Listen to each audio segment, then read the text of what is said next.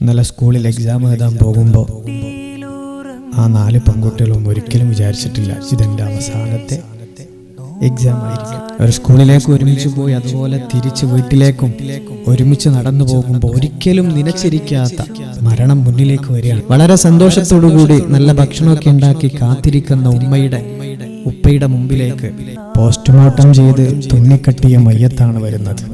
അള്ളാഹു അവർക്ക് കാമിലായ ക്ഷമ അള്ളാഹു നൽകട്ടെ. കഴിഞ്ഞ ഒരൊറ്റ മാസം മാത്രം ഒന്ന് എടുത്ത് പരിശോധിക്കുക, എത്ര മരണങ്ങളാണ്.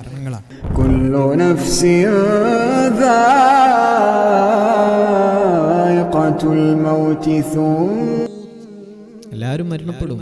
അതിന് പ്രായമോ ആരോഗ്യമോ അതല്ലെങ്കിൽ മറ്റു ഓപ്ഷനുകളോ ഒന്നുമല്ല. സമയമായി കഴിഞ്ഞാൽ അള്ളാഹു നിർത്തിത്തരുകയില്ല.